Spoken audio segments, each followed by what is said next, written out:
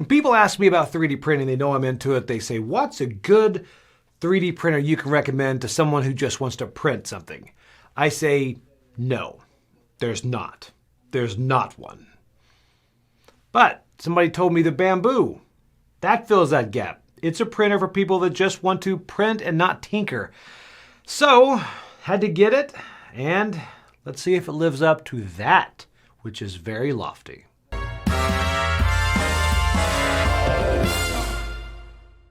Okay, so 3D printing, obviously there's a lot of great benefits with the whole world of 3D printing, from inserts to upgraded components, things like that, especially in board gaming. It's massive. So much where everyone wants a 3D printer. But the bottom line is the majority of them work when they work. And then when they don't work, they don't work. I personally have 5 3D printers. I've got a couple resin, I've got 3 FDM, which is what we're talking about here. And here at the studio, we've had a Prusa, which is a very, very nice printer. It's a great printer. It's like state-of-the-art. It's one people recommend. But again, when a Prusa goes down, it goes down. And you have to watch a video on how to change out the extruder, the nozzle. You got clogs. You have all this. So all of that makes 3D printing a hobby more than just print. Because there hasn't been one that just prints up until now. Now is one, the Bambu, what we're looking at here is a Bambu P1S. This is one that people said to take a look at. This is one that will just work. Now, there is some controversy recently about the Bambu. We're going to get to that at the end, so I'll kind of tell you what's going on there so you can make a decision whether this is a printer for you. But what I'm doing first off is just look at this as, is this a printer for people that don't want a hobby, they just want to print? All right, first off, let's talk about setup. The Prusa, if you order that and you don't order the upgrade for them to actually build it for you, you are building this with hours and hours of watching videos and books and all this.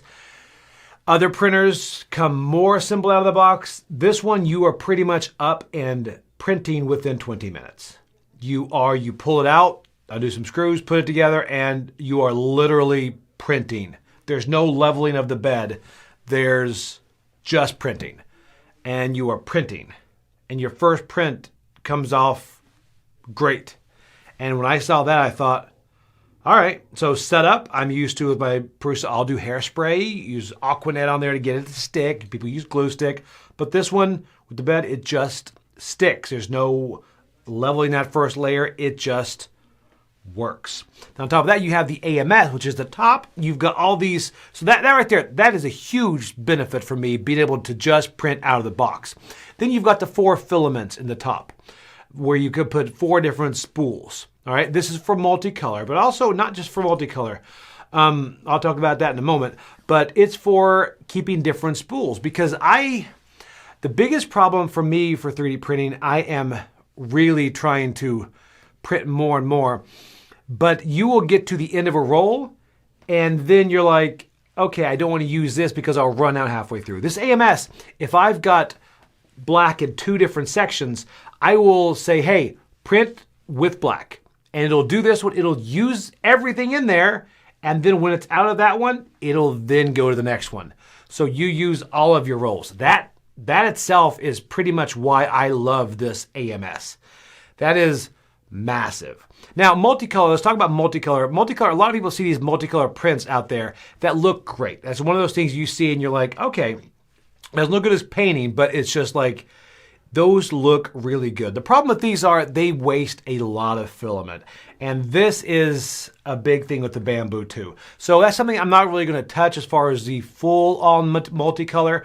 I think going and printing different colors and different layers is good. But again, you're going to waste a lot of filament doing multicolor. If you want to, this does it really, really well. I've done some prints in multicolor just to see how it looks, and it looks really good. But for me, I'm not going to be using that function very often.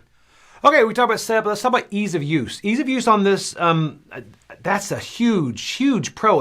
I was blown away because I've been using Prusa slicer, different slicers, things like that. This one has a lot of the things that you are looking for are on Maker's World. And Maker's World is a website, and also attaches to their app, Bambu Handy, I think it's called. And you just pretty much can print right there from the app. And you can also find things on your SD card, print from there, or from the app itself. You see something and you're like, I like this.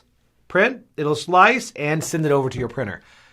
That's big. It's gotten to where I've found so many things on Maker's World that I print.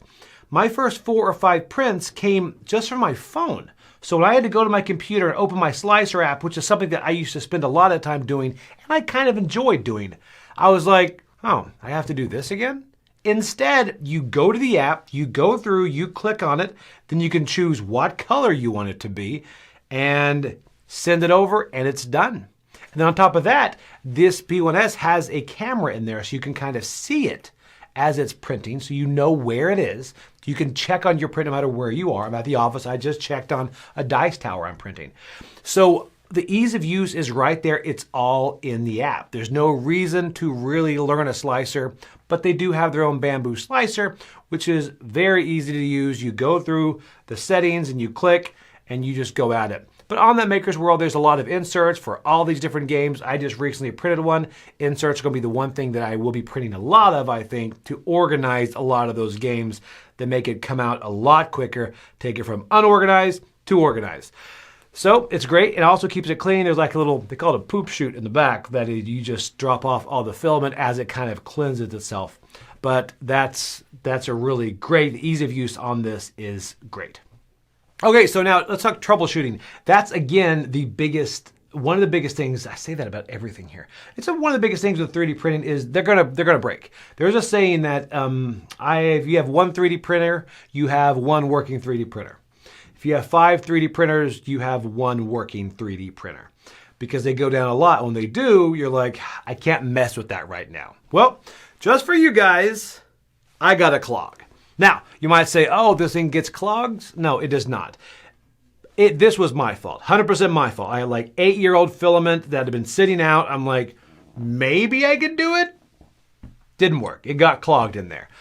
But literally less than 10 minutes and I was done. With my other printers, it would have been an hour or 2 hour heating up the hot end, get a rod, stick it through there, cleanse it, do all this, hope and pray, all this. This was very, very easy to troubleshoot.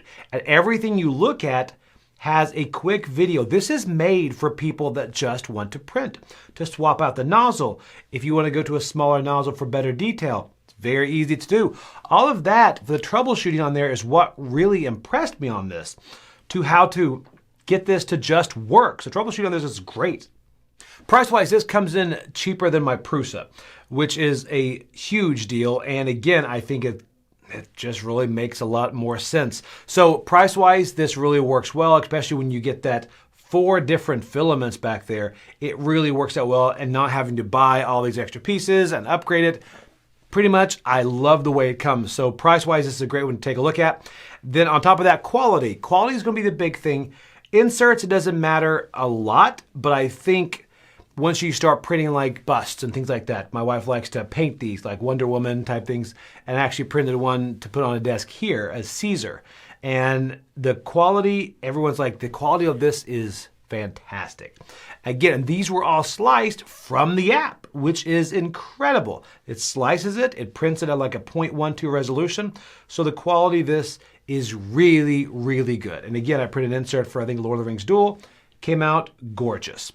Okay, I mentioned this because I mentioned the controversy before because, again, I mentioned this quickly in one of our weeklies, and people were like, hey, you're going to mention the controversy.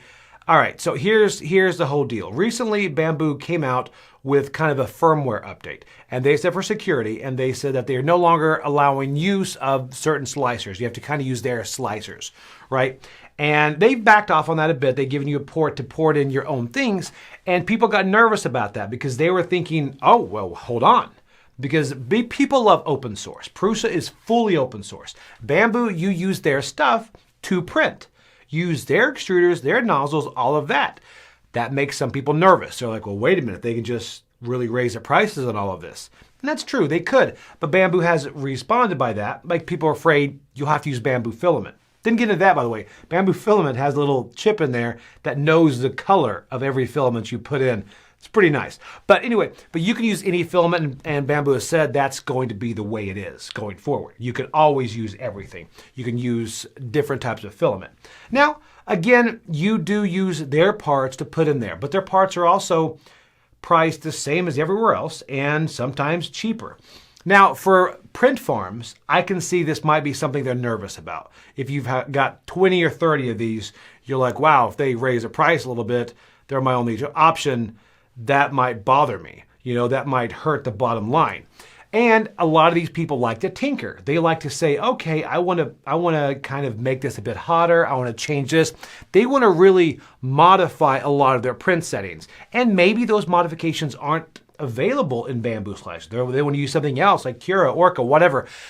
And that's fine. They want to tinker. But for me, I don't want to tinker. I just want to print. So if you're one of those tinkerers, then maybe that you may want to look somewhere else that is fully open source. I really compare this to an Apple and Android thing. As far as phones, I think I'm one of the only people here at the office that is Android. Why do I have Android? Because I like to tinker. I don't want the Apple closed source ecosystem that is only Apple. Now that being said, I have some jealousy because a lot of these Apple phones and Apple products, they just work. And I'll see people airdrop it back and forth from their Mac to their iPhone, and I have to go through different things in Dropbox, Google Drive. I have to do all these other things when their ecosystem just works so well. That, and for me, for a phone, I'll put in the work to get the Android working.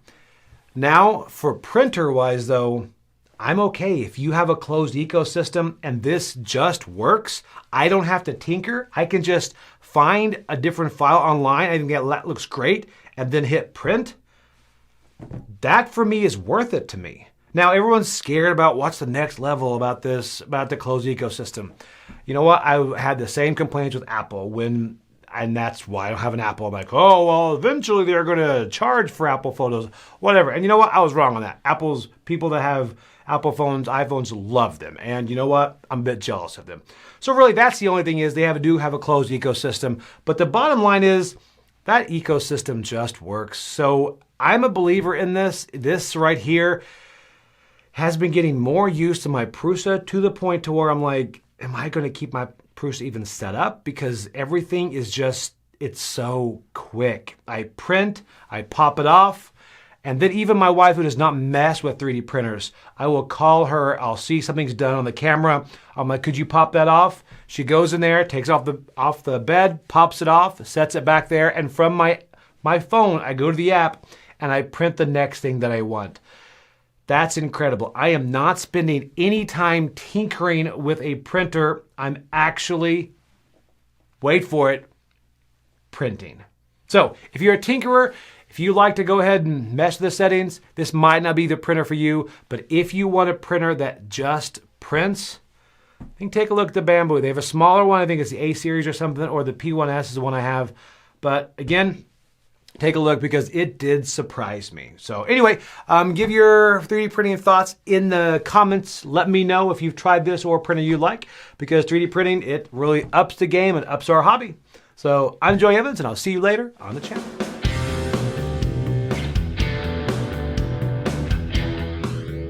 Hey folks, thanks for joining us for that video. If you haven't yet, like the video, subscribe to the channel, and hey, make sure you check out what's happening, where I'll cover an app on an iOS or a Switch device, and you can check it out along with me. Thanks very much. You've been watching The Dice Tower.